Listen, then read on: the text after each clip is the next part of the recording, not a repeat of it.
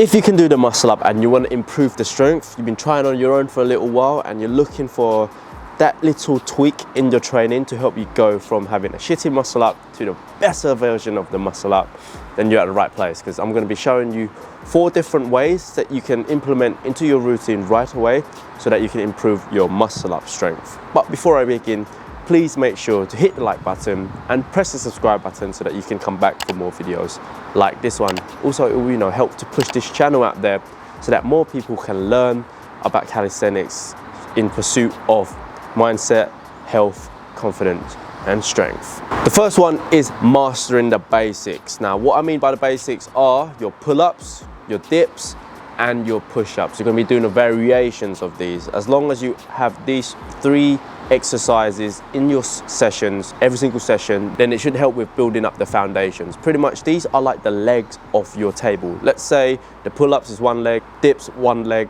and push-up is the other leg. You've got 3 legs to hold on the table. If these are really strong, your table is going to be sturdy. It will not break. It will be compact. It will be robust. It will just withstand anything you throw at it. Whereas if your foundations are super bad and you're trying to go for these more advanced skills further on from the muscle up, then your legs are going to break, right? So strong foundation. As a general rule of thumb, I would aim to be able to do 20 pull-ups unbroken, 20 dips unbroken, and 50 push-ups unbroken. Once you're able to do this in a row, then that's when you know, yeah, you've got a good foundation on you, and getting a strict muscle up will be an easy task. Getting the front lever will be easy. Getting a handstand push-up, we're going a bit off track here, but you know what I mean. Strong foundations, robust body, and it would withstand anything. And also it will really reduce the risk of you getting injured as well. A lot of people get injured from the muscle up, from the shoulders, the elbows, the wrists. So having these strong foundations is going to make your tendons, joints, and ligaments much more strong. So that way, when you're moving up the calisthenics ladder, you're going to be super, super strong. The second tip is to work on explosive pull-in motions as well as explosive dip-in motions. So what I mean by this is doing chest to bar pull-ups. Minimum rep I would like you to go for is 5, and you're going to do this for about 4 sets. Try to pull as high as you can. Ideally, your chest should touch the bar. And the little technique for when you're doing it is, as you come up, so the concentric, I want you to exhale out of your mouth and try to touch your chest to the bar. It is okay if you cannot touch your chest to the bar, as long as you're pulling high, then over time this will improve. And if you're like complete beginner, you can even use resistance bands to help you get a feel of what it's like to pull up really high so that your chest touches the bar. Minimum rep range is 5. I would do between 5 to 8 reps for 4 sets. Moving on to the explosive push-in motion, we would do 2 variations of the push-in exercises, which is explosive straight bar dips and explosive parallel bar dips. Ideally, you want to work on explosive straight bar dips because the muscle up is going to be done on a straight bar, right? Lower down to your lower chest, touches the bar, and then as you come up, you want to exhale, and then lock out at the top. Guys, another tip is that you want to ensure full range of motion. This means you're lowering down until your elbows are at least 90 degrees, and then when you're pushing back up, your arms are fully locked out. So this is for dips, right?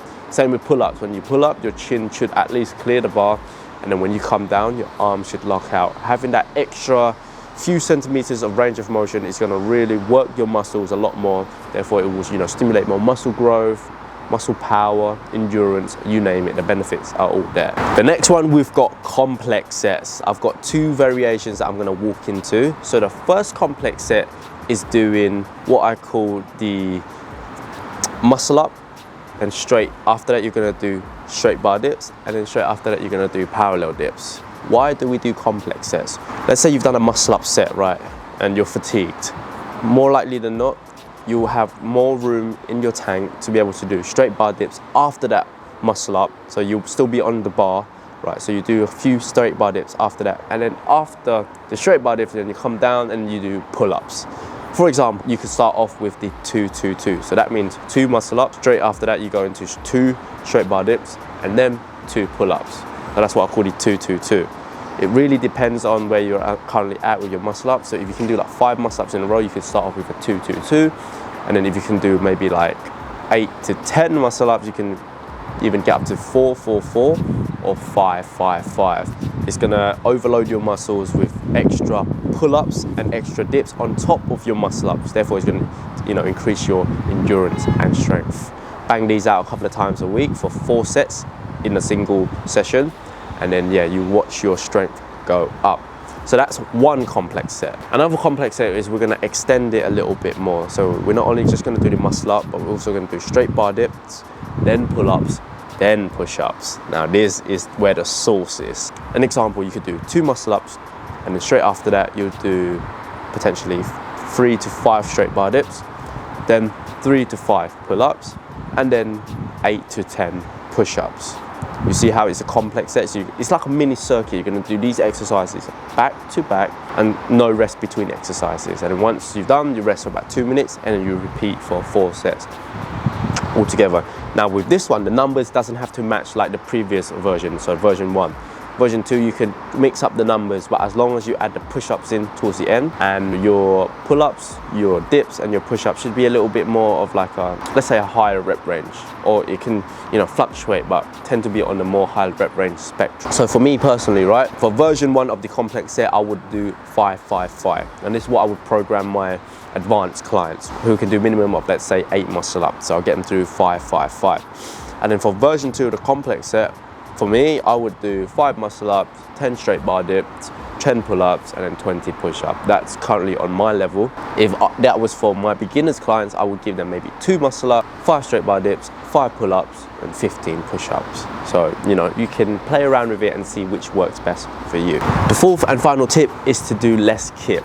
Obviously, when you're at the beginner stage of your muscle up journey, more likely than not, you're going to be kipping, you're going to be bending your knees, and a lot of the force that's generated is going to come from your hips. You're going to be using less lats and less biceps. So a way to recruit more of the lats and the bicep is to kip less. And I would recommend anyone to try out this variation of the muscle up, which I personally call it the L-sit kip. So pretty much, rather than bending your knees, you're going to keep your legs straight by tensing your quads and your glutes, and then as you come up into the muscle up, you're just going to kip up, but with your legs straight. The key thing is to keep your quads tight, your glutes tight, and when you're kicking up with your legs straight, that's when you're going to use more of your biceps and more of your lats and your back muscles, and therefore it's going to build up the strength and endurance over time, which all eventually leads to stronger muscle ups. So try this variation out and let me know how it goes. If your knee's gonna bend, it will take time for you to get used to this, so keeping your quads tight, your glutes tight will be the key for this exercise. And also make sure you lock your arms out, that in full range of motion, all right? So that is it for this video, guys. I hope you guys enjoy videos like this one. If you do, please don't forget to hit the like button, hit the subscribe, so that you can come back for more videos like this one. And also, it will really mean a lot to me, as this will push this channel more out there, so people can learn more about calisthenics and develop themselves in pursuit of mindset, confidence, physical aspects of training, and many more. So thank you so much for watching, and I'll catch you in the next video.